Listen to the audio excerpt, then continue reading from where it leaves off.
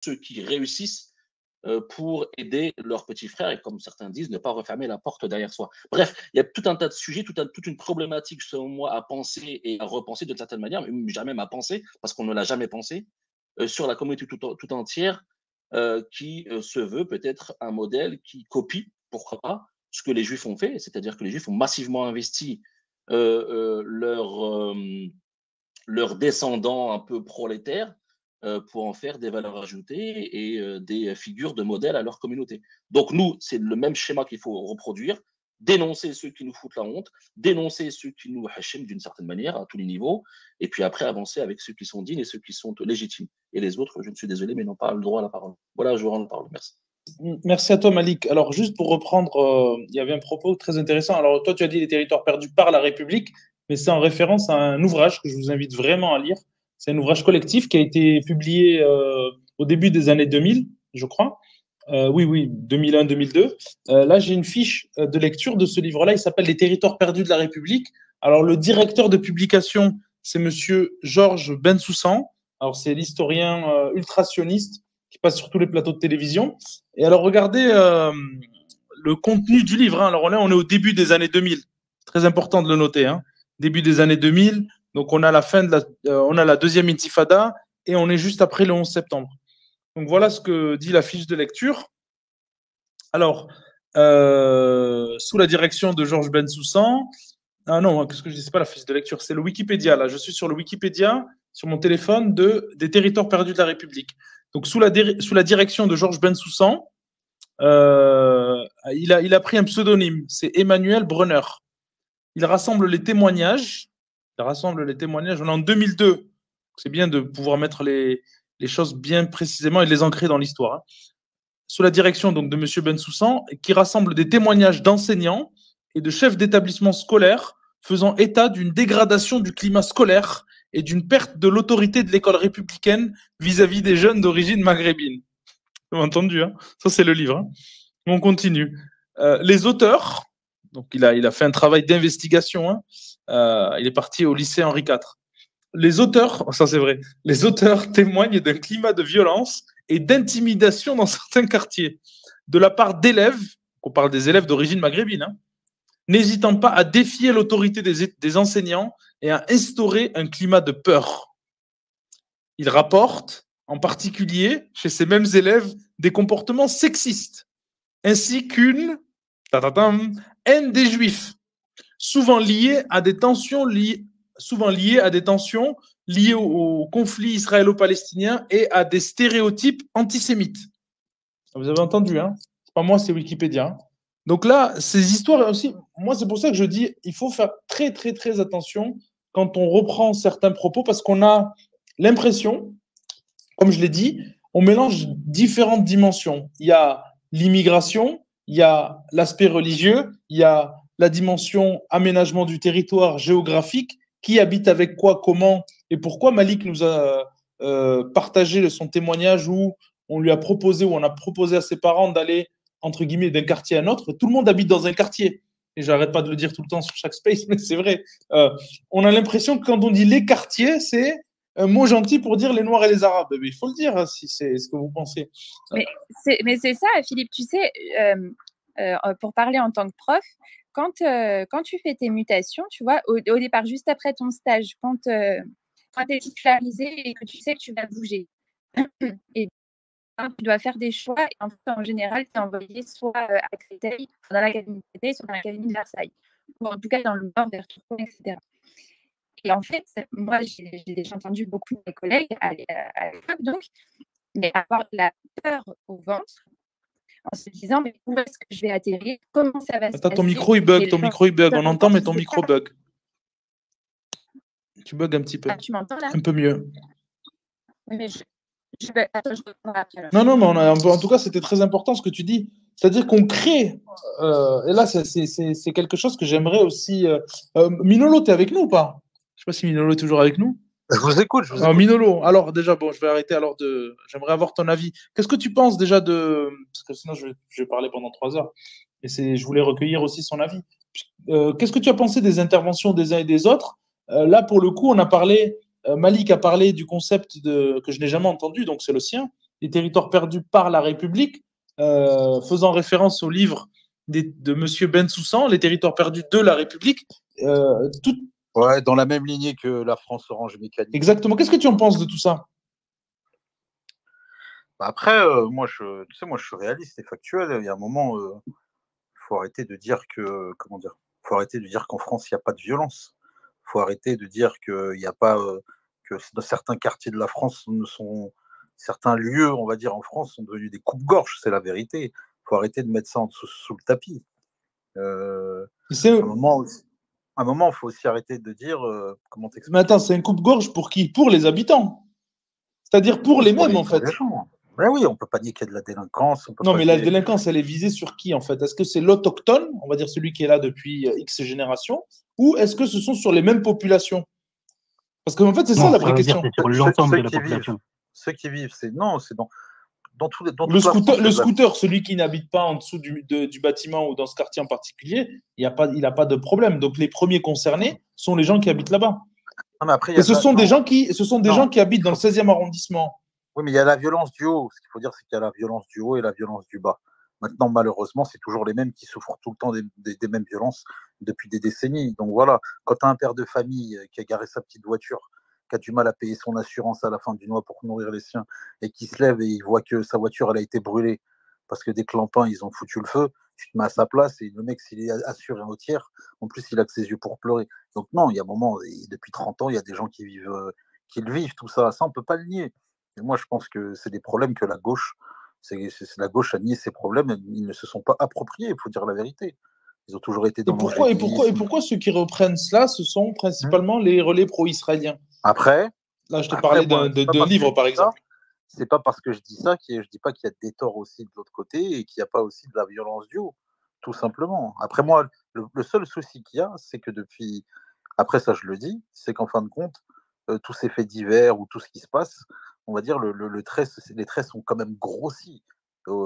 Les médias, ceux qui tiennent les médias dans ce pays en font leur titre toute la journée, du matin au soir, depuis 20 ans, plus qu'avant, et surtout depuis l'époque d'Internet. Comme pour l'islam, il y a eu des attentats le 11 septembre 2001, mais depuis les attentats du 11 septembre 2001, on sait très bien que des politiques ont instrumentalisé tout ça pour faire naître une islamophobie dans le pays. Ça aussi, il ne faut pas le dire. Donc voilà, après, il y a un ras-le-bol. Tu as des gens, ils pensent que c'est à cause des musulmans, à cause des enfants d'immigrés et à cause des étrangers que ce pays est devenu un foutoir, parce que on leur balance ça on leur balance cette matière du matin au soir, c'est tout, classe. Les gens, ils sont à découvert, ils touchent la paye le 2, le 6 du mois, ils sont à découvert. L'inflation, la vie est chère, la vie est dure. Souvent, tu as des parents qui sont partis, des enfants qui sont partis, ils reviennent vivre chez leurs parents à l'âge de 30-40 ans. Tu as aussi des vieux qui le voient. Ça c'est des trucs de la vie de tous les jours. Mais beaucoup de gens derrière leur téléphone, ils parlent pas du réel, je crois. Donc voilà quoi. Maintenant, moi, en espérant que M. Bardella. Moi, ce qui me gêne, Minolo, en fait, c'est pas le descriptif. Moi, ce qui me gêne, c'est surtout la récupération. Et la récupération, c'est politique, c'est tout à fait normal. Mais bien sûr, des gens qui ont mais bien sûr, mais c'est quoi l'agenda derrière, en fait? Moi, je vais te parler du rayon laser, parce que depuis tout à l'heure, vous n'en parlez pas depuis tout à l'heure laser, mais il faut parler du rayon laser. De quel? Celui de Dark Skywalker, j'allais dire. Le rayon paralysant. Tu veux que je mette l'extrait, là, je l'ai devant moi. Ben voilà, donc il faut parler du rayon paralysant qui est l'antisémitisme, et voilà, et certaines personnes qui arrivent à faire. On s'est compris. Donc voilà. Non, mais quel est l'objectif? Regarde, je vais donner un exemple. Comment ça se fait que tu as une femme qui vient avec un kéfier devant la télé, on en parle pendant 4 jours, alors que tu en as une qui est à bord d'une casquette nazie et qui va se présenter au 2e tour, pratiquement silence radio? C'est ces questions-là qu'il faut répondre, tout simplement. Non, ils l'ont fait quitter. Oui, mais bon, voilà. Ce qui est intéressant, c'est pourquoi un Mélenchon instrumentalise le kéfier de Rimas. Comment ça se fait que tu es quelqu'un qui est parti faire sa prière, qui est descendu en bas de chez lui, il s'est fait agresser, ça a été filmé et tout, il s'est fait agresser en bas de chez lui, le crâne fracassé, les mecs ont été condamnés à 3 ans de prison, mais c'est pas passé sur les chaînes de télé, il n'y a rien eu du tout. Donc, et en plus, je crois que ça a été fait, ils sont passés en comparution immédiate. Ben voilà, ça c'est les bonnes questions, classe, il n'y a pas besoin de... Et on peut parler aussi d'une question aussi sous-jacente, c'est la question de l'instrumentalisation des Maghrébins, des musulmans en tout genre, même du kéfier palestinien, par une gauche aussi, qui nous envoie au casse-pipe. Après, moi, je suis moins sévère avec toi. Écoute, Arrête avec la gauche. Après, attends, Malik, attends, Malik, je te coupe. Tous les politiques, tu le sais très bien, dans les années 80, pour tous les politiciens, pour que ça soit fun et pour plaire à une certaine jeunesse, même à une jeunesse blanche qui était très, on va dire, politisée à l'époque, très gauchiste, c'était fun d'avoir un kéfier. Donc ça aussi, à l'époque déjà. Mais après, moi, je trouve que moi, je suis d'accord sur beaucoup de points avec toi. L'instrumentalisation est la même. Attends, non, mais tu vas pas taper sur une ambulance, là, ça n'a rien à voir. Juste dis un truc. Non, si, ça a à voir. Malik, moi, je suis d'accord. Moi, je peux être d'accord sur beaucoup de points, sur ce que tu décris. Sauf que, par contre, je trouve que tu es vraiment trop sévère avec la LFI. Mais vraiment trop sévère. Non, mais alors, faudrait. Non, mais que je sois sévère. Attends, moi, je te pose une question. Que je sois sévère ou doux, ça, c'est une appréciation, je dirais, un peu sentimentale. On s'en fout. Non, c'est pas sentimental. Ce que je veux savoir, moi, au-delà de la sévérité ou de la douceur que j'ai à leur égard, ça, on s'en bat les reins. Moi, ce qui m'intéresse, c'est de savoir est-ce que je me trompe ou est-ce que je me trompe pas. Si je me trompe pas. Non, mais tu peux pas faire porter toute la responsabilité de la gauche à la LFI, c'est ce que je n'ai pas dit. Attends, Malik, le fait, attendez. Les gars, calme, s'il te plaît. Non, vas-y, finis Minolo. Je vous ai écouté 1 heure et là, c'est vrai que vous m'avez coupé 3 fois. Il y a un moment, il faut dire les choses. Celui qui a parlé du rayon paralysant, celui qui a critiqué le CRIF, c'est Mélenchon, qu'on le déteste ou qu'on l'aime pas. Faut dire la vérité à un moment. Faut être. Moi, j'essaye des trucs. Faut le dire aussi. Ce qui est, c'est que Mélenchon, ça reste le dernier pro-palestinien dans la classe politique française. Cette ancienne classe politique. Après, que ça soit par par vice ou par opportuniste ou par électoraliste, ce que tu veux. Ok, très bien. Mais il le fait quand même. Le premier qui a dénoncé le génocide, et celui qui dénonce le génocide et celui qui se fait diaboliser. Là, tout ce qu'il est en train de se manger depuis un moment, c'est ce que Le Pen s'est mangé pendant 30 ans. Donc voilà, ça, faut pas le nier, il faut le dire. C'est Mélenchon, c'est la LFI. Donc voilà, maintenant, après, je suis sur tout ce qui est sociétal et leurs projets. Moi, personnellement, ça me plaît pas du tout. Mais des fois, il faut savoir reconnaître certaines choses, Malik. Vas-y, je vous passe. Attends, non, laisse le micro coupé, comme ça, merci je mets l'extrait. J'essaye d'être honnête, moi. Attends, Minolo, je l'avais mis au début du Space. Je vais remettre l'extrait parce que vraiment, c'est un extrait intéressant de 2017. On pourra dire si c'était de l'opportunisme ou pas. En tout cas, c'était un extrait intéressant. Demandant à l'État français de suivre finalement la décision de Donald Trump en reconnaissant Jérusalem comme la capitale de l'État d'Israël. Écoutez, moi déjà, vous interrogez pas, enfin, si vous interrogez la bonne personne, je suis hostile à tous les communautarismes. Celui du CRIF est particulièrement agressif parce que non seulement il a des prétentions communautaristes que je ne supporte pas, que ce soit pour le CRIF ou n'importe quelle autre communauté. Mais en plus, le Conseil représentatif des institutions. Tu parles Conseil représentatif de quoi? De rien du tout, et des institutions qui n'existent pas. C'est une association communautaire qui en plus manie un rayon paralysant. Dès que quelqu'un ose dire quelque chose qui ne lui plaît pas, pouf, vous voilà repeint en antisémite, et on dit, vous n'êtes pas invité au dîner. Mais je m'en fous, moi j'ai pas envie d'y aller. Donc on met les choses. Franchement, moi j'ai envie d'y aller. Apparemment, ça coûte 1000 balles. Et les mecs qui sont là-bas n'ont pas l'air d'avoir les mêmes problèmes que nous. C'est pas parce qu'on n'apprécie pas des gens il faut pouvoir être réaliste. Ce qu'ils ont fait qu'il faut pas reconnaître certains points. Quel était l'avantage de Mélenchon de faire cela? C'est ça la question. Qu'est-ce qu'il a gagné? Mais il n'a rien à gagner. Mais justement, dans le show business. Tu peux rappeler la date. 2017. Tu as tout à perdre là. Mais que ce soit dans le show business, que ce soit dans tous les domaines, que ce soit partout. T'en prendre à eux, c'est se mettre une balle dans le pied. D'accord, ok, très bien. Ça a toujours été comme ça depuis 3400 ans. D'accord, ok. Si tu tapais aussi fort sur eux que tu tapes sur la LFI, Malik, tu aurais déjà subi les foudres. Ah non, mais je vais pouvoir éternellement critiquer LFI. Tu sais très bien que si tu t'attaques à la communauté organisée, tu vas finir en interdiction de parole, en interdiction de manifester. Donc moi, je suis pas un suicidaire, tu vois ce que je veux dire? C'est que je veux avoir la liberté de parler. Et d'être autonome dans la manière dont je veux diagnostiquer les choses, dont je veux analyser la chose. Mais encore une fois, moi, ce que je dis et ce que je répète, c'est ce que dit Minolo et qui continue en vérité. C'est-à-dire que l'intervention de Mélenchon, bien évidemment, il dit une vérité, mais une vérité qui ne vous est pas destinée. En gros, c'est-à-dire que c'est pas pour vous qu'il dit ça, mais en vérité pour lui.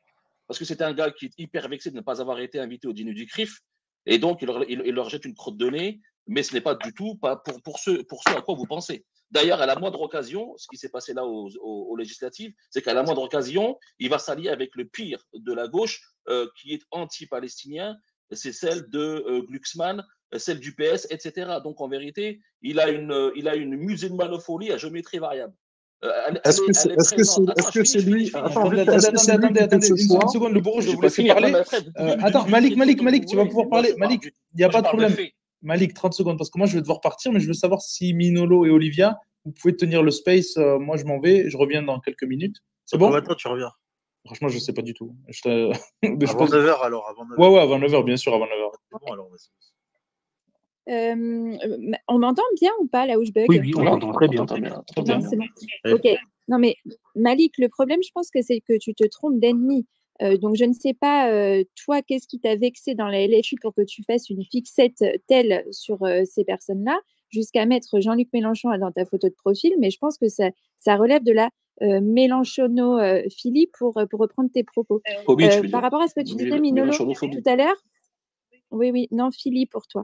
Pour revenir sur ce que tu disais, Minolo, dans les médias, pourquoi, en fait, ça fait des mois, hein, que tous les jours, on entend que la France insoumise est antisémite, avec donc totalement sans fondement, hein, parce que finalement, il n'y a rien qui vient prouver que les propos qui sont tenus sont antisémites.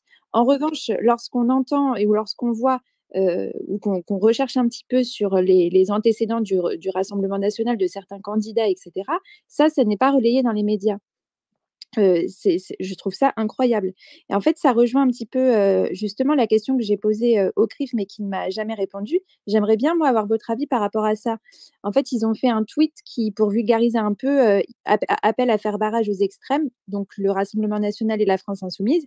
Ce qui est drôle dans l'analyse, c'est qu'ils parlent d'abord du Rassemblement national, en rappelant l'antisémitisme, entre autres, des deux partis. Et je rappelle d'ailleurs que celui-ci n'est...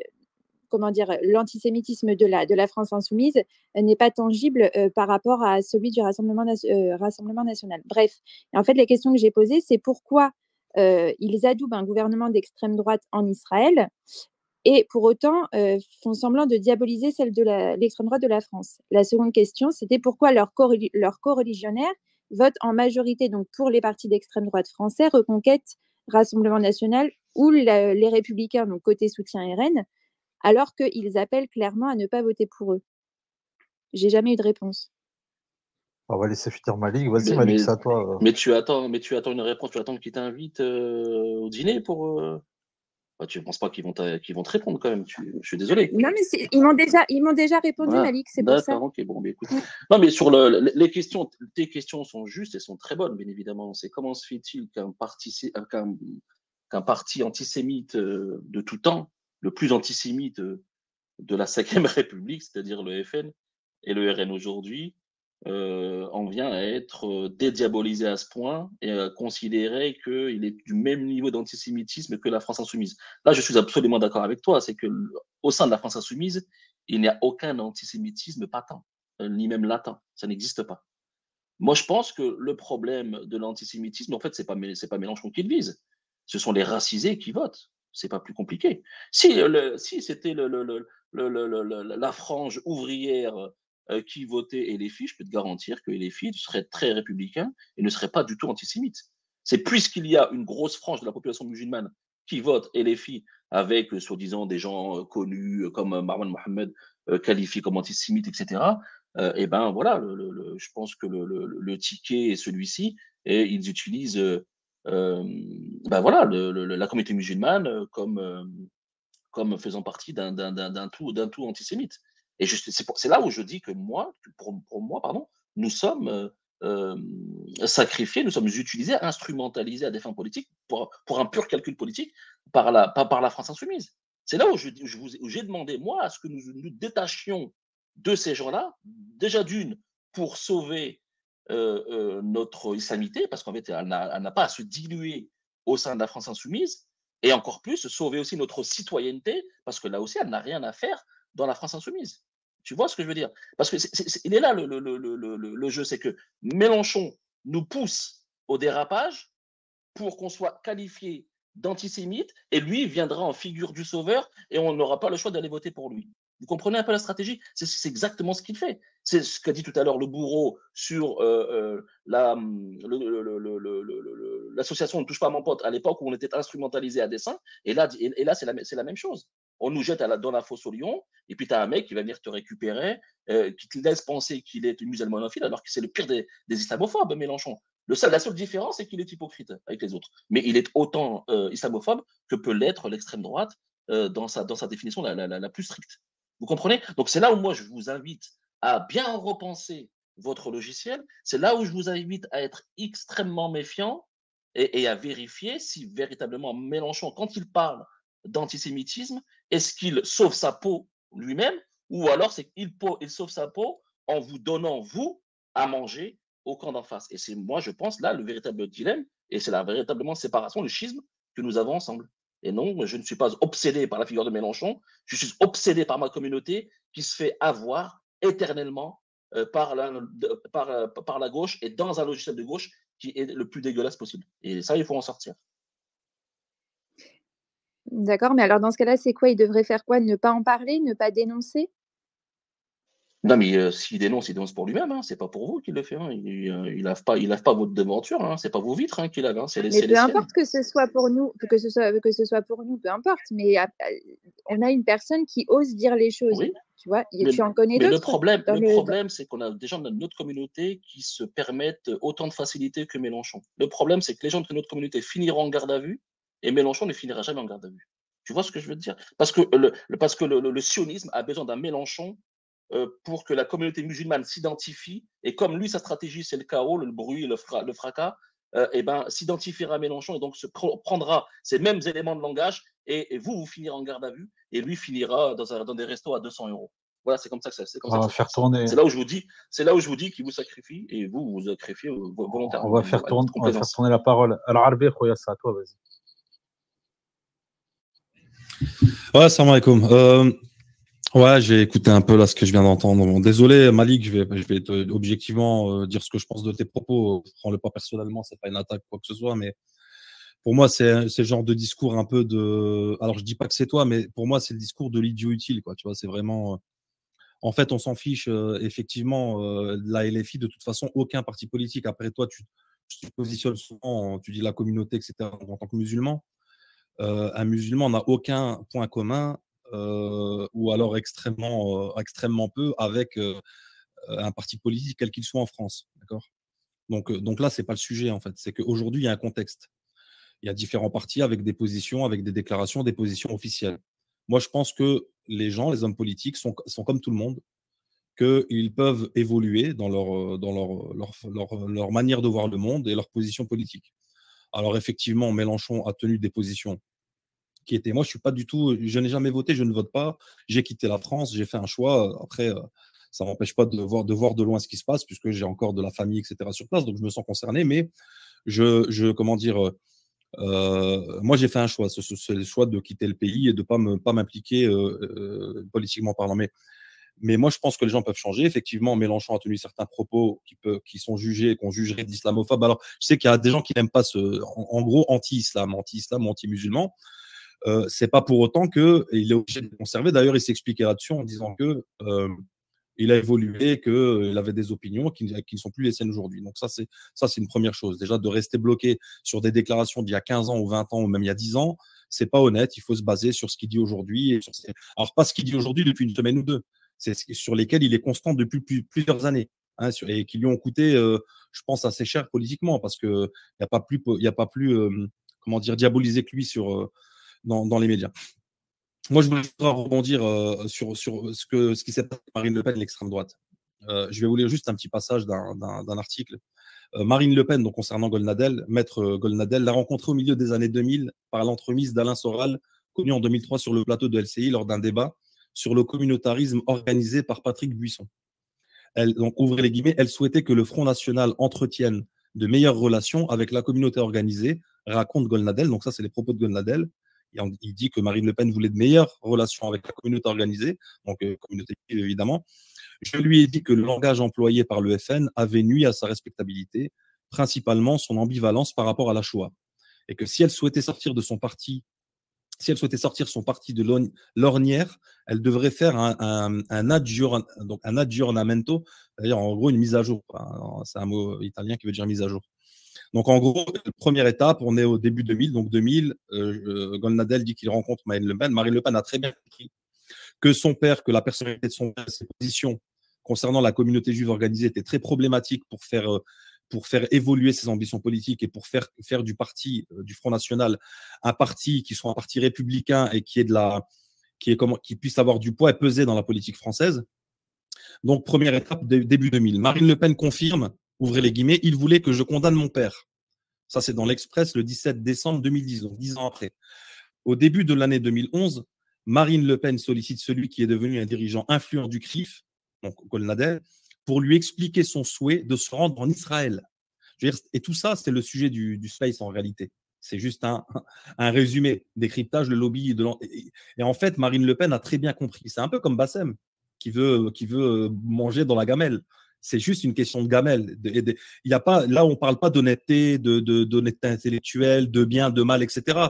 Nous, on est des gens du peuple, on est dans la morale, on est dans le bien et le mal. On n'aime pas l'injustice. Tout à l'heure, quand on parlait de l'immigration, etc., moi j'essaye toujours de…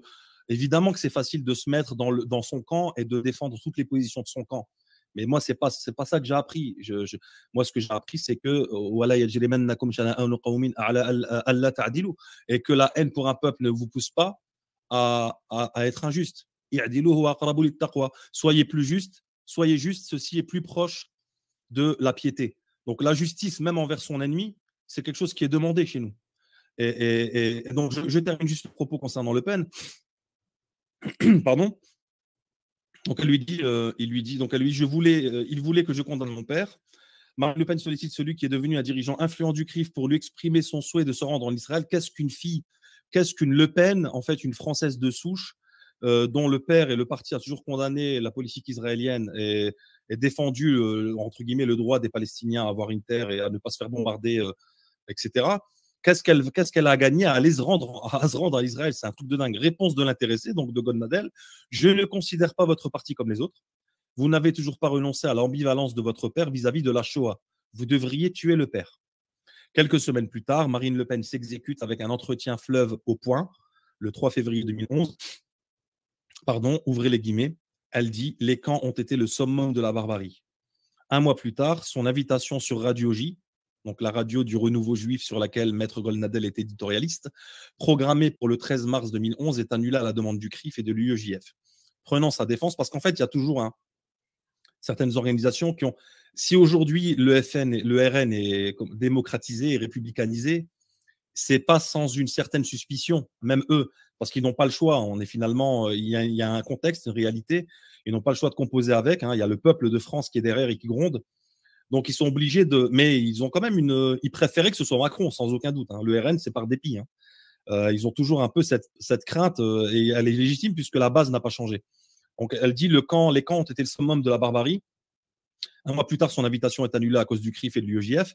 Prenant sa défense, Gilles William Golnadel, et qui est très vicieux et très, très malin. Il est très malin, Golnadel. D'ailleurs, pour moi, c'est le pire chez eux. Golnadel, c'est le pire. Il ouvrait les guillemets, Cerbère, vigilant de la communauté.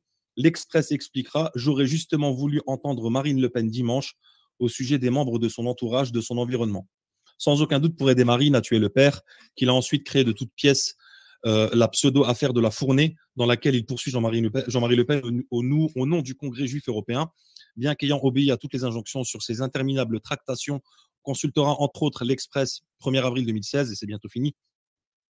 Ouvrez les guillemets, French Jewish Dilemma, donc le dilemme français, juif français.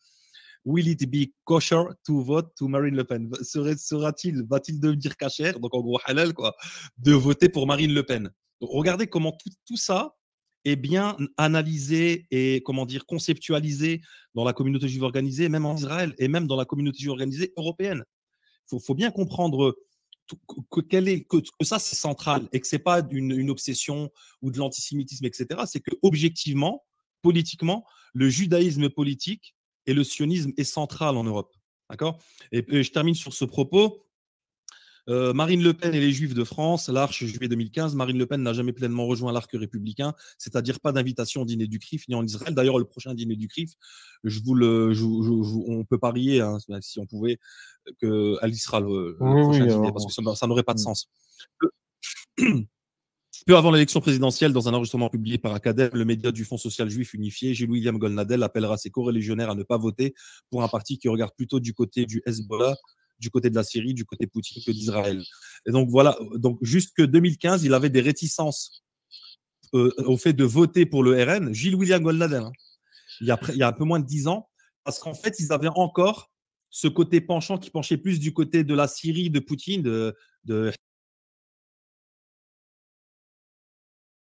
Tu bugs. Ça a totalement disparu, qui sont totalement. Ouais, vous m'entendez? C'est mieux là. Allô, allô? Ouais, tu t'as été arrêté à la Syrie. Et donc, cette petite nuance qui disait, donc Goldnadel qui disait, voilà, faut pas voter pour eux parce qu'ils ont encore ce penchant du côté syrien et du côté Poutine plutôt que d'Israël. Étant donné que cette petite nuance a totalement disparu aujourd'hui et que le RN est totalement à plat ventre, les deux pieds vers le haut, face à Israël, à tout ce qu'ils commettent, là aujourd'hui, il n'y a plus aucune raison pour que la communauté juive organisée ne valide pas un RN 2024. Tu disais, et aussi, elle a dû s'écarter d'Alain Soral. Il ne faut pas oublier que c'est Alain Soral qui a fait sa campagne en 2007. Quand elle avait... Surtout. Oui. D'ailleurs, Alain Soral dit que c'est la raison pour laquelle il a quitté le RN était la soumission de Marine Le Pen au sionisme et son anti. En fait, Soral, on peut dire que c'est une pourriture sur plein de sujets. On peut le critiquer, pointer du doigt sur plein de trucs. Et il ne faut pas attendre de l'autre d'être notre. Chacun se bat pour lui-même. En fait, il y a des groupes. On ne doit pas attendre de lui qu'il soit notre défenseur. Goldnadel déjà voulait le recruter avec Patrick Buisson à l'époque, en 2001-2002 déjà. Évidemment. Oui. Parce qu'il s'exprime bien, qu'il est très convaincant, etc. Mais ce que les gens ne savent pas, c'est que Soral avait été, c'est beaucoup, mais tu sais que peu de personnes le savent et au courant de ça, que Soral avait été recruté par Goldnadel, Patrick Buisson, sauf que lui, il n'a pas choisi cette voie. Bref, enfin, c'est pas grave. On peut reconnaître au moins ça, c'est qu'il a quitté le RN et il l'a dit tout de suite. Il a dit moi j'ai rejoint le RN pour essayer de tirer un peu le FN, pour le tirer un peu pour changer la direction, parce que ce combat anti-arabe, anti-musulman, en fait, il payera pas à long terme. Et il a quitté parce que lui, ce qui l'intéressait, c'était le côté social et cet aspect un peu identitaire et je défonce les Arabes et les Noirs. Bon, en fait, voilà, c'est ce qu'il a fait sortir du. Après, on peut lui reprocher plein de choses, certaines sorties, etc. Mais en tout cas, ça, on peut pas lui enlever. Il a été quand même. Il aurait pu. Un Soral aurait pu manger dans la gamelle sans problème. Un mec comme lui, avec comme il l'appelle le maître du logos entre guillemets. Donc, il s'exprime bien. Il aurait pu manger dans la gamelle et avoir une belle carrière. Hein. Oui, ça c'est fort. Ça on peut lui reconnaître ça au moins. Priorité à l'information. Je suis allé pendant que tu parlais. Je l'avais noté tout à l'heure, mais je voulais le lire même pendant ce space. Ça a été publié le 3 juillet, donc aujourd'hui. C'est la Ligue de défense juive qui publie ça. Et il parle d'un sujet très, très, très intéressant, puisqu'on parlait du lien ou de l'intersection maintenant, c'est le terme consacré, entre l'extrême droite et les extrêmes droites et Israël. Donc là, je vais lire 2-3 passages concernant Madame Le Pen aussi. Une réunion s'est bien déroulée le lundi 1er juillet à Paris, en présence de Madame Marine Le Pen, certains membres du RN et un panel représentatif leadership de plus d'une trentaine de présidents de la communauté juive de France. Là, je suis sur le site de la LDJ, site officiel, donc liguededéfensejuive.com. Cette rencontre historique a été organisée grâce à l'intermédiation d'une connaissance commune au parti par 2 présidents reconnus et appréciés de la communauté juive d'Île-de-France. Bien que conviés à dialoguer depuis plusieurs mois sur la demande de plus d'une vingtaine de présidents, le consistoire et le CRIF ont décliné l'invitation au dialogue. Cette réunion a permis de clarifier certains sujets cruciaux pour la communauté juive et avait pour objet de lever les inquiétudes que pourraient avoir les Juifs de France. Marine Le Pen, avec spontanéité, a très clairement répondu et avec précision aux différentes questions qui lui ont été posées pendant près d'1 heure et demie, notamment sur 1. L'abattage rituel pour lequel elle a confirmé qu'il n'y aurait aucun changement. 2. La circoncision dont elle a reconnu la tradition ancestrale et qu'elle n'a aucunement l'intention d'interdire. 3. Le port de la kippa qu'elle n'a pas l'intention non plus d'interdire et qui ne présente aucune contre-indication aux lois de la République. Ensuite, on a les dates d'examen, souvent fixées aux dates des Shabbats et des fêtes juives. Une attention particulière sera apportée afin que cela ne soit plus une contrainte. Pas mal ça. Sur le sujet d'Israël, Marine Le Pen a, de nouveau, rappelé qu'Israël, seul État démocratique du Moyen-Orient, a le droit de se défendre et de protéger sa population, encore plus après le massacre du 7 octobre. Elle a, une fois encore, rappelé que ce pogrom a été commis par les terroristes du Hamas, dont elle souhaite l'éradication totale pour une paix durable entre Israéliens et Palestiniens. Telles sont les informations qu'il était nécessaire de faire parvenir à la communauté juive de France et d'ailleurs, dans une période électorale cruciale, rappelant avant toute chose que non seulement l'élimination politique du Front populaire demeure la seule voie possible et que le RN est le parti républicain qui protégera les Juifs de France dans sa vie quotidienne. Article du 3 juillet. Donc voilà, priorité à l'information et au direct, comme dirait l'autre. Juste dire un point avant de Je t'en prie. Un truc qui n'a pas été. Personne ne l'a évoqué, même toi, Philippe. Peut-être parce que tu n'as pas eu le temps, mais et je pense qu'il ne recevra pas d'hommage par rapport au comportement qu'il a eu dans les derniers instants de sa vie. Je pense que c'était un grand résistant pendant la Seconde Guerre mondiale. On lui a rendu hommage. On lui a rendu hommage. Dès le début. C'est la première chose que j'ai fait. Je pensais que vous n'en avez pas parlé. Non, grand monsieur. Voilà, la France perd quelqu'un. Roland Dumas, c'est la personne qui avait accueilli Yasser Arafat à un moment quand il avait dit le fameux caduc. Bref, et donc résistant qui a fait la Seconde Guerre mondiale, qui avait été décoré et tout. Très courageux aussi. Très courageux. Bon, après, il était ministre des Affaires étrangères de Mitterrand. Bon, après, il y a eu l'affaire Elf, la putain de la République avec l'autre.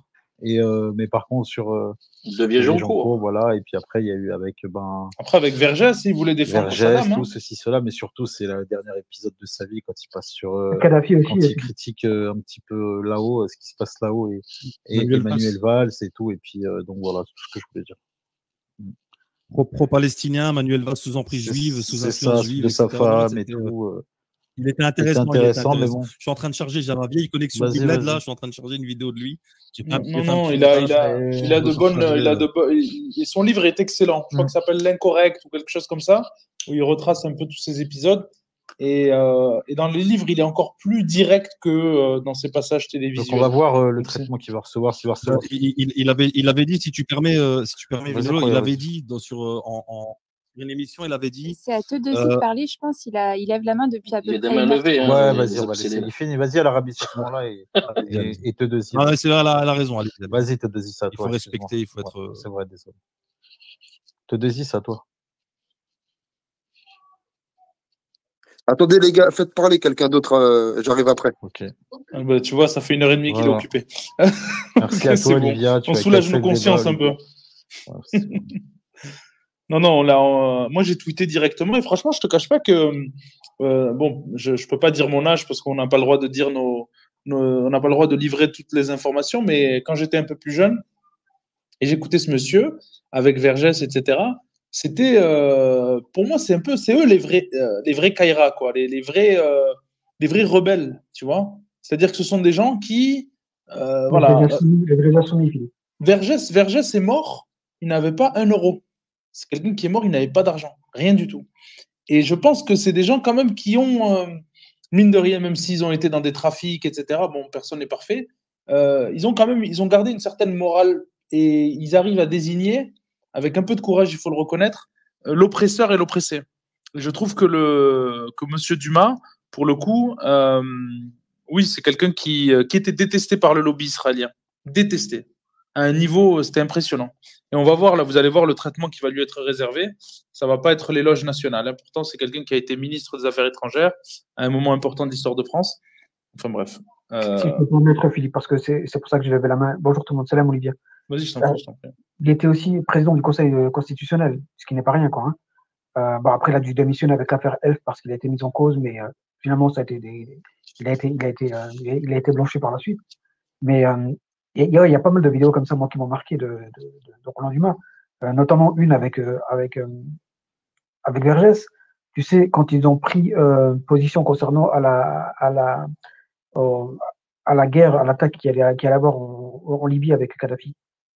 Alors, il jugeait ça de manière, quoi, il disait que c'était évidemment injuste, etc., que c'était impérialiste, etc., et en fait, il dénonçait l'omniprésence de BHL, tu vois.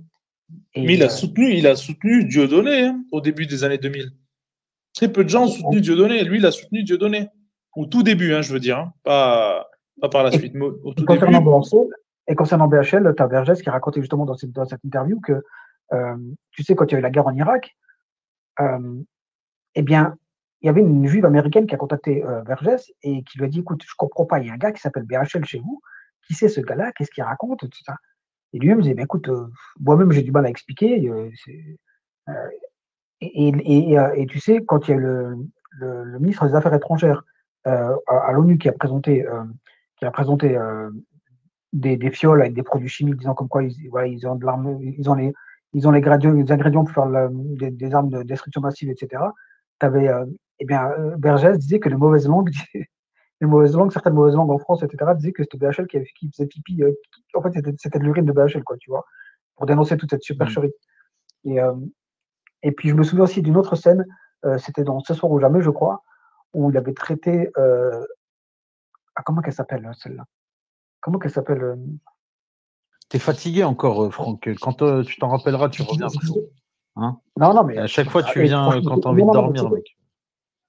Écoute, si t'as pas compris, il me saule, je suis là, à chaque fois que je parle, il vient. C'est toi qui dis, t'es tout le temps. Non, vas-y. Poursuis. Jamais jeté. Poursuis, Franck. Pas de problème. T'es méchant, Minolo, là. T'as pas envie de m'écouter, tu me saoules, je suis là. Non, tranquille. Non, il n'y a pas de problème. Franchement, c'était très. Moi, en tout cas, j'ai trouvé que ton intervention était intéressante. Il aime bien, je pense, Michel. C'est lui qui a envie de.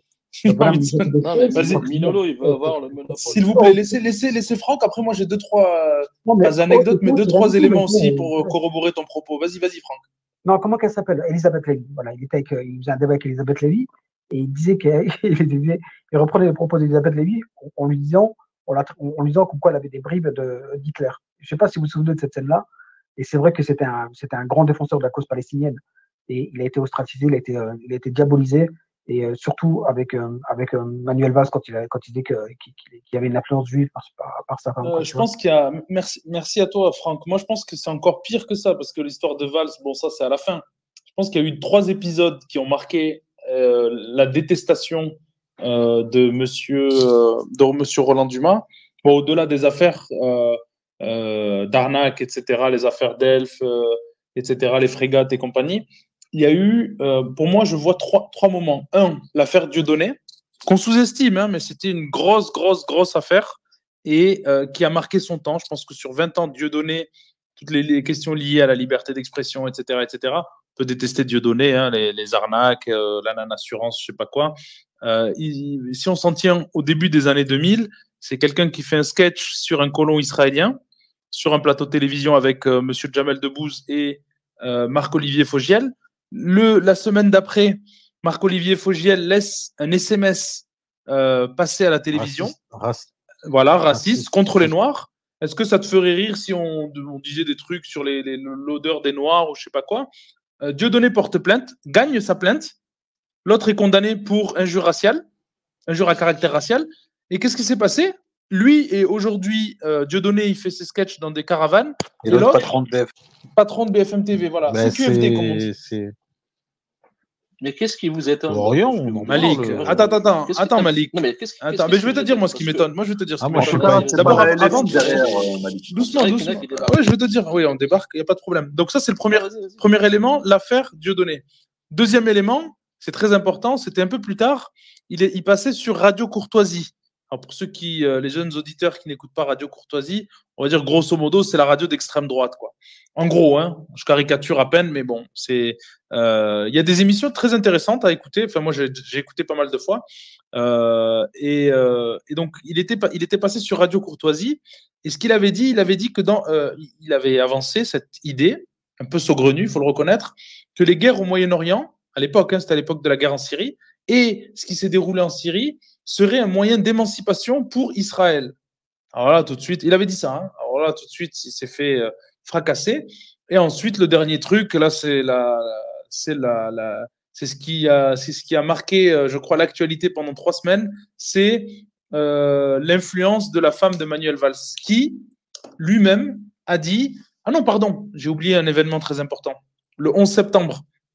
Il avait parlé avec Hicham Hamza, Panamza, sur Twitter, il est très connu. Je ne sais pas, j'imagine que la majorité, enfin j'espère pour vous, en tout cas c'est quelqu'un qui connaît bien le lobby pro-israélien, enfin de mon point de vue. Je trouve qu'il n'y a pas beaucoup de personnes dans l'espace francophone qui maîtrisent autant le sujet, même si moi j'ai des réserves sur certains éléments, mais dans l'ensemble, c'est quelqu'un qui balance de l'information. Et monsieur Hicham Hamza, il travaillait à l'époque pour la chaîne Ouma TV, oui, c'était un site internet, ouma.com, pardon. Et ce qu'il avait dit, donc il avait fait un entretien avec Roland Dumas, et Roland Dumas lui avait dit, l'article est toujours disponible, que le 11 septembre, je n'y crois pas. Voilà, c'est le titre de l'article sur Ouma. Donc voilà, monsieur Roland Dumas, vous allez voir un petit peu, on va voir comment la presse va le traiter. Mais voilà, c'était 2-3 éléments, je pense, intéressants à savoir sur ce monsieur. Juste un truc, moi je vous ai épinglé un trade là-haut, allez voir. Le patron de la Ligue arabe islamique en Arabie Saoudite, très copain avec Marine Le Pen. Donc, ah oui, j'ai vu ça aussi. Voilà, c'était juste pour vous dire, voilà. Donc, pas étonnant que les Gazaouis et les Palestiniens se font démolir actuellement. Donc voilà, c'est encore. Ah, c'est sûr que Marine Le Pen, c'est pas elle qui va basculer la diplomatie française. Voilà, Mohamed bin Abdul Karim est très copain et très proche de Marine. Donc voilà. Je crois que c'est pas nous non plus. Hein. Donc voilà, merci. Merci les Saouds. Voilà.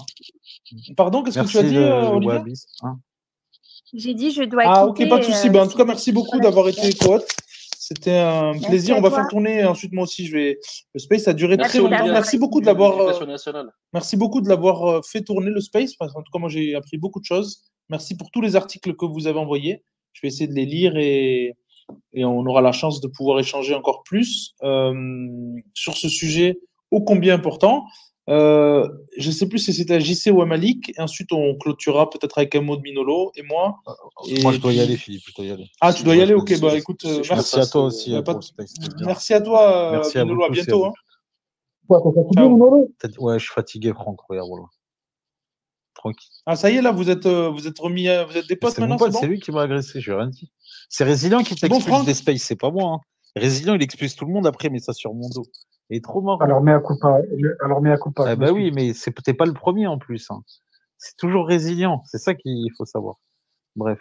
Donc, écoute, Résilient, DM, après. Ça sur le dos de Résilient. Alors. DM, il dit non, c'est pas moi, c'est 187. Non, le coupable, c'est Résilient. Il est africain. C'est un enfant du Sahel. C'est lui, c'est pas moi. Ouais. Merci à vous. Je souhaite une bonne soirée. Bonne soirée à toi, Minolo. À très bientôt. Et je fais donc tourner. C'était à qui? C'était à Malik JC, s'il vous plaît. Soyez un peu bref et puis ensuite je clôturerai le space. Oui, très bref. Non, bon, tu fais les spaces que tu veux, Philippe, bien évidemment. Tu veux une petite marotte sur le lobby pro-israélien.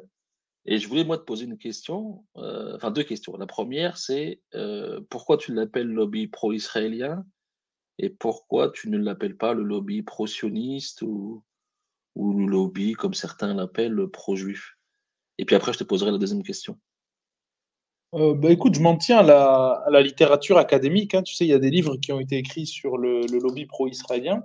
Je pense que le lobby pro-israélien, c'est bien parce que Israël est un pays, c'est une construction géographique, sociale, politique. Et donc, toutes les personnes qui défendent ce projet-là, je les mets. Donc, ça permet aussi d'être assez vaste. Parce que si le président. Oui, parce que ça semble très abstrait. Oui, abstrait. Tu sais, c'est abstrait. Oui, abstrait. Après, on peut mettre des visages derrière ce lobby. Hein. Certains écoutent ce space, font partie du lobby aussi. Il y a des responsabilités. Tu sais, c'est pas. Tout le monde n'est pas. Le pouvoir est distribué de manière inégale, même au sein du lobby. Non, en fait, c'est le livre de Mersheimer et Walt qui je pense, qui est assez juste sur la description de ce terme-là. Si tu dis le lobby juif, par exemple, c'est une expression qu'a utilisée le président Nixon. Non, j'ai pas dit juif, pro-juif. C'est différent. Ah, pro-juif, non, je pense pas, parce que c'est pas une question d'être pro-juif en soi. Il y a des personnes qui. Enfin, je pense que tu peux. moi, je préfère parler de géopolitique et la construction d'un État, en fait, si tu veux. C'est plus ça qui m'intéresse. On pourrait dire le lobby sioniste. Je pense que ça marcherait aussi. Je vois pas trop de différence entre le lobby pro-Israël et le lobby sioniste. Je pense que c'est à peu près la même chose. Mais quand tu dis lobby pro-Israël, ce qui est intéressant, c'est qu'il y a l'aspect géographique et métapolitique. C'est-à-dire que tu as le côté, c'est visible, il y a des institutions, c'est un pays, un État qui a ses structures, un peu comme les autres États. Après, il a des caractéristiques particulières, puisque c'est un État qui appartient à des personnes qui n'habitent pas dans cet État-là. Donc, il y a des caractéristiques qui sont uniques dans ce pays, il y a des idéologies, il y a des points de relais, il y a des manières d'opérer, comme tous les pays. Et donc, oui, moi, je pense que c'est l'expression qui est la plus... c'est même pas une marotte, en fait. Moi, je vais te dire, Malik, tous les jours, quand je me réveille, je lis la presse internationale, la presse française. C'est le premier truc que je fais, premier réflexe. Ensuite, je vais sur Twitter et sur Telegram d'abord, et ensuite sur Twitter. Donc, ce que je fais, c'est que je regarde un peu ce qui s'est passé la veille, la matinée. Et il y a une chose qui est récurrente, ce sont les bombes sur la tête des Palestiniens. Ça, c'est quelque chose que je vois tous les jours. Alors, peut-être que certaines personnes ont une capacité, tu sais, à se détacher et à se dire, bon, ben écoute, c'est la vie, c'est comme ça, etc., etc. Moi, ça me brise le cœur à un niveau incroyable, comme beaucoup, hein. Enfin, je suis pas non plus, j'ai pas le monopole de la souffrance ou quoi que ce soit, et je souffre pas plus qu'eux, mais ça m'affecte terriblement, et de me dire que le combat, il est politique. Donc le combat est politique. Moi, à ma petite échelle, je pense avoir travaillé sur la compréhension de ce qui se passe là-bas, de ce qui se passe ici, de faire la jonction un peu entre les deux. Et ce que j'essaie de faire à ma modeste échelle, c'est de partager, d'essayer de rencontrer des personnes qui sont intéressées par ces sujets-là, créer des liens, parce que dans son entourage, dans sa ville, etc., on n'a pas forcément la possibilité de rencontrer des gens avec qui on peut échanger. Et puis voilà, après, c'est plus un objectif éducatif, et je ne sais même pas si ça va se faire avec notre génération. Mais, tu vois ce que je veux dire? Mais si demain. Oui, non, mais je comprends très bien. Mais après, une fois, bon, toi et moi, on a eu une discussion sur ce sujet-là, parce que moi, je pense que l'urgence, ce n'est pas de dénoncer, mais c'est de s'organiser. Tu vois, parce que précisément, si tu condamnes quelque chose, il va falloir à un moment donné pouvoir le renverser ou au moins le contester. Donc, après, bon, tu fais ce que tu veux, bien évidemment. Parce que va se poser un problème. Je pense qu'à un moment donné, tu sais très bien aussi bien, enfin, tu sais aussi bien que moi que si tu les considères comme lobby, si tu considères qu'ils ont du pouvoir, et bien évidemment c'est le cas, tes objectifs, moi, je pense qu'ils seront inatteignables.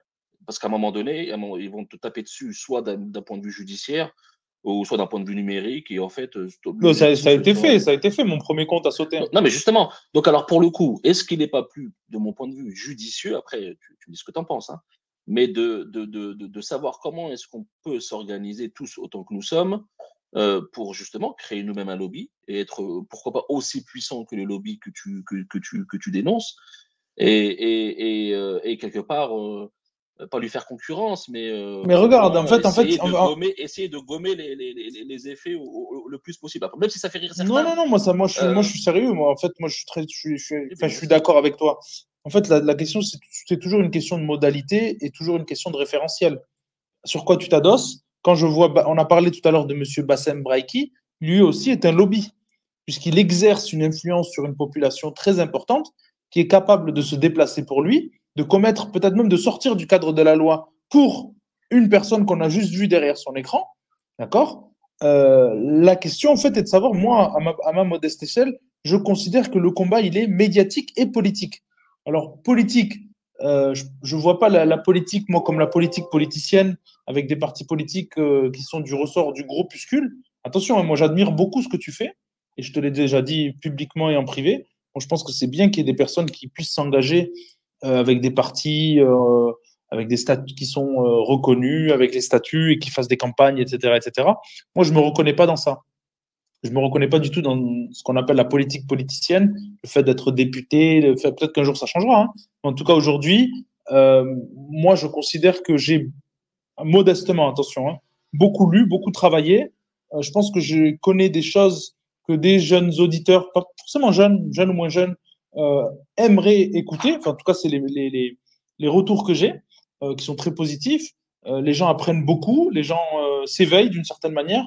Donc voilà, c'est pas un travail de journaliste, c'est plus un citoyen qui qui a envie de partager. Alors, peut-être qu'après, à un moment donné, il va falloir passer la deuxième avec une organisation plus formelle, des réunions plus formelles, physiques ou pas, la création d'entreprises ou de médias, ou voilà, ça, on verra. En tout cas, pour le moment, moi, j'explore toujours l'option Internet. J'aime beaucoup Twitter. Je trouve que c'est un bon format. Les spaces, je trouve que ça fait c'est un peu limité, malheureusement, par le nombre d'intervenants, nombre de personnes et tout. Donc, ça peut, voilà, tu vois, là, le max qu'on ait fait sur ce space, c'était 150 personnes, tu vois, ou peut-être un peu moins. C'est pas beaucoup de monde, c'est bien. Mais voilà. Moi, en tout cas, moi, je le vois comme ça en ce moment. Ok. Bon, non, mais après, tu fais comme tu veux. Moi, je trouve que c'est dommage pas de perdre du temps, mais de consacrer son temps à dénoncer un lobby plutôt que d'en construire un. Et c'est tout. Après, chacun va midi à sa porte. Après, tu sais, le lobby, quel est le travail En fait, la question, c'est quel est le travail du lobby? Le travail du lobby, c'est pas juste d'aller à l'Assemblée nationale. Qu'est-ce qu'ils font, les mecs, quand ils vont sur CNews? En fait, en dénonçant ce lobby, tu t'apercevras, Malik. Attends, une minute. En dénonçant ce lobby, tu t'apercevras que tu ne pourras jamais faire pareil. La politique est aussi. Non, mais attends, le bourreau. Attends, doucement. Quand tu regardes le BFM, par exemple, les mecs, il faut quand même réfléchir à ce qu'est. J'entends pas le bourreau. Non, mais Malik, il croit en fait qu'il va faire des BFM, il croit qu'il va faire des CRIF. Non, mais quand tu vas. Il aura la force de frappe. Tu vois, déjà, quand tu vas. Sérieusement ça. Non, mais en fait, c'est même pas ça. C'est que dès que tu es sur BFM, tu fais partie du lobby. C'est ça le truc. Mais ils n'ont pas compris. Ils ne voient pas les choses comme. J'ai pas entendu ce que tu as dit, le bourreau. Non, je te disais, toi, en fait, tu es encore dans l'espoir où tu pourras créer un CRIF, tu pourras avoir un impact, une chaîne de télé et tout, tu vois. Qui espère, moi. Je suis loin de ces considérations. Moi, j'espère rien, moi. Encore une fois, je te l'ai déjà dit plusieurs fois, les bourreaux. Le succès ou l'échec n'est pas entre mes mains. Par contre, ce qui est entre mes mains, c'est l'action. D'accord. Regarde, parlons d'action. C'est quoi BFM TV? C'est quoi BFM TV ou CNews? Est-ce que pour toi, c'est quelque chose d'important dans une société ou pas du tout? Un média, par exemple. Ben, non, mais important, oui, bien sûr que c'est important. Ils font quoi? Eux, qu'est-ce qu'ils font toute la journée? C'est quoi leur boulot? Ils font pas de l'information, ils sont autour d'une table, habillés en costume. Non, mais eux, ils font des spaces. Non, mais eux, ce sont des opinions c'est quoi alors?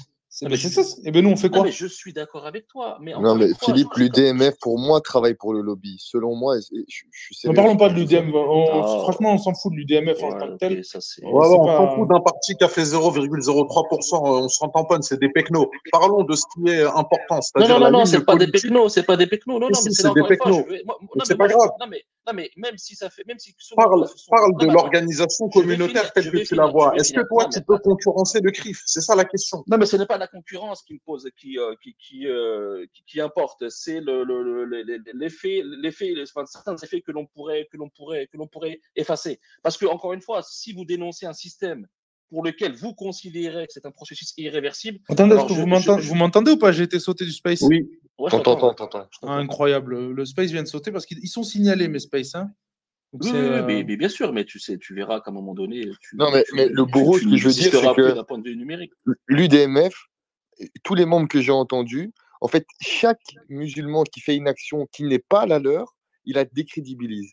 Chaque fois, c'est la même chose. Oui, non, mais en vérité, on s'en fiche de l'UDMF, c'est même pas la question. Oui, mais Malik, il est là en tant que représentant de l'UDMF. Non, il parle en tant que Malik, là, il n'a pas parlé de. Regarde, ce qui compte, en fait, c'est que son projet de communautarisme est voué à l'échec. Sauf que comme il croit encore en la République, au système de valeurs, d'ascenseur social et tout, il est encore dans l'espoir de pouvoir avoir le choix, en fait.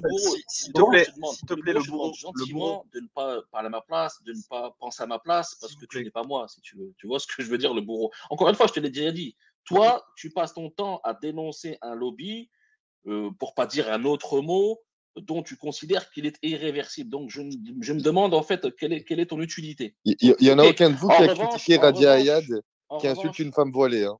Je pense que si elle a dit qu'elle allait porter plainte contre moi, ta copine, Malik, d'ailleurs. Non, mais je m'en fous de Radia Ayad, on n'est pas en train de. C'est qui? Attendez, doucement. Attendez, on n'est pas beaucoup. Désolé, hein. Je déteste couper les micros. Je le réactive tout de suite. Malik et le bourreau, vous allez pouvoir vous disputer dans le calme et la bienveillance. Il n'y a pas de problème. C'est qui cette Raya? Je ne sais pas quoi là. C'est la tarée là, des Bunker News, Philippe. Je ne sais pas si tu vois. Si, je la connais. En gros, quel est l'intérêt? En gros, là, je viens d'insulter une sœur. Philippe, tu laisses faire ça, franchement, dans tes spaces? Non, mais en fait, Milou, le rapport, en fait. Chacun son tour. Non, Malik. En vérité, on s'écarte, on s'en tamponne de Raja Hayat. On s'en fout de Raja Hayat, on n'est pas là. C'est une techno, elle aussi. Non, c'est pas une techno. Respectez les gens. Attendez, chacun son tour. C'était à Malik. Malik, poursuit ton propos. Ensuite, ce sera au bourreau. Et à Mich, pardon. Et ensuite, ce sera JCW. Voice qui lève la main aussi depuis tout à l'heure. Désolé. Ouais, vas-y, Voice. Vas-y, Voice. Vas-y, non, tu es même. Maintenant, vas-y, je t'en prie. Ça va calmer le bourreau et Malik. Bon, très rapidement, 2 questions pour Malik. La première question, Malik, par rapport à la position de l'UDMF, d'après toi, hein, je veux juste ton avis, tu penses qu'il est le plus proche de quel parti en France, si tu dois simplement le situer? Ça m'intéresse de savoir. Et puis pour la deuxième question, poser des questions, tu répondras à la première. Non, parce que tu ta façon de... Non, pas du tout. Ta façon. Attends, mais ils ont eu combien l'UDMF là pour les élections? C'est un parti de Pecno, ils ont fait 0,3%, je sais même pas pourquoi on parle. Ah, mais ça va, 0,3, attends, c'est l'équivalent de Reconquête. Mais les gens, moi je m'en fous de leur score. Moi, c'est juste que Malik présente les choses de façon assez carrée et j'aime bien. Du coup, moi, j'aimerais juste savoir ça. Ces informations-là, je pense, sont importantes. Non, mais il appartient à aucun parti. Il est proche d'aucun parti. Moi, quand je suis arrivé sur Twitter, ça fait. Bon, proche d'aucun parti, proche d'aucun parti. Non, parce que certains vont considérer. Tu te doutes bien que. Tu sais pourquoi je te réponds comme ça? Parce que certains vont considérer qu'il y a des points de programme qui sont très à droite. Et d'autres qui vont considérer que certains points de programme sont très à gauche. Moi, j'ai entendu des gens dire, écoutez, le programme de l'UDMF est un programme Macron-compatible, et il y en a d'autres qui sont venus me dire, écoute, en vérité, ton programme et celui-là de Mélenchon représentent beaucoup de points de convergence. Tu vois ce que je veux dire? Donc, répondre à ça, en vérité, ce n'est pas si intéressant. En fait, ma question, elle cache un gros volet derrière. Je t'explique c'est quoi. C'est que je me dis, si tu situes l'UDMF par rapport à d'autres partis, c'est que forcément, tu as un électorat qui est beaucoup plus facile à atteindre que les partis qui sont radicalement opposés à toi. Et comme j'ai remarqué que tu étais assez opposé à Mélenchon et à LFI, donc je me dis, l'électorat de Mélenchon et LFI doit être certainement éloigné du vôtre. Désolé. Vas-y, Voice, tu poses vite fait ta question. Donc, j'aimerais juste savoir quel est le parti pour lequel vous avez plus de ressemblance. Malik, tu réponds à la question. Ensuite, Mim Smith, je suis désolé. JCW, je suis désolé parce que je vais devoir vraiment partir. Malik, tu veux ouvrir un space comme ça les gens te suivent ou... Ah non, je n'ouvre pas de space. Qui veut ouvrir un space afin que vous puissiez poursuivre cette discussion? Voice, tu peux ouvrir un space ou pas? Ouais, je peux ouvrir après. J'ai pas trop de fanbase. Non, mais bon. C'est pas une question de fanbase. Il n'y a pas de fan ici. C'est juste une discussion. Tu poursuis. Et puis, parce que moi, je vais devoir partir. Malik, vas-y, tu veux répondre. Hein, il a dit aucun parti. Malik, c'est un indépendant, Malik, c'est un souverain. Non, je suis pas indépendant. Non, mais ce que je veux dire par là, c'est que bien évidemment, nous sommes intéressés par l'électorat dit musulman, mais ce n'est pas le seul. Moi, je veux, d'une certaine manière, reconquérir un électorat qui n'a, je suis désolé, de mon point de vue, rien à faire à gauche. Je me suis déjà exprimé tout à l'heure là-dessus.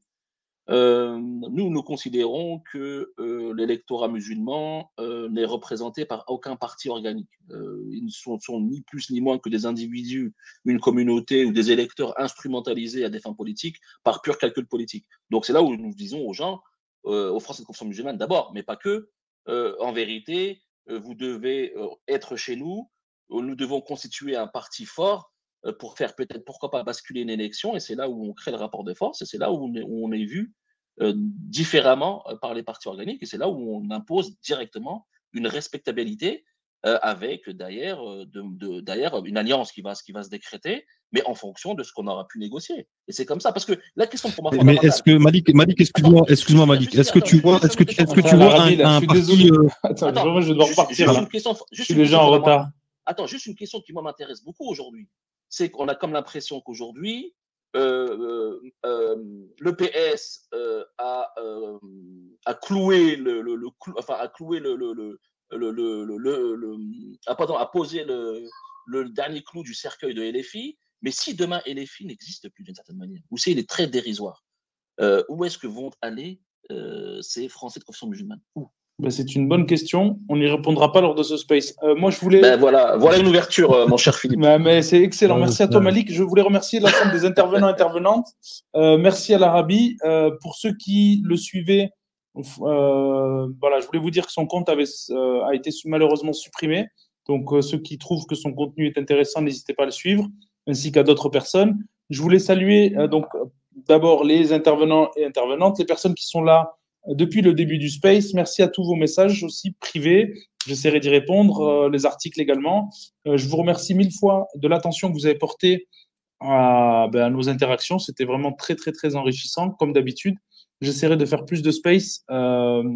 Malik parle de marotte. Moi, je pense que c'est bien de pointer du doigt et de continuer à le faire, les oppresseurs. Veuillez continuer à diffuser le maximum d'informations. Soyez actifs, pas passifs dans votre militantisme. Ça peut être un militantisme sur Twitter, ça peut être sur des manifestations. Faites-le comme cela vous semble, mais soyez actifs. Voilà. T'as oublié la dernière phrase. La dernière phrase. Ne cédez pas au lot. Ne cédez pas. Non, moi, regarde ce que j'ai écrit. J'ai pris une phrase d'un auteur que j'aime beaucoup, beaucoup, que je vous invite à lire. C'est de la Boétie.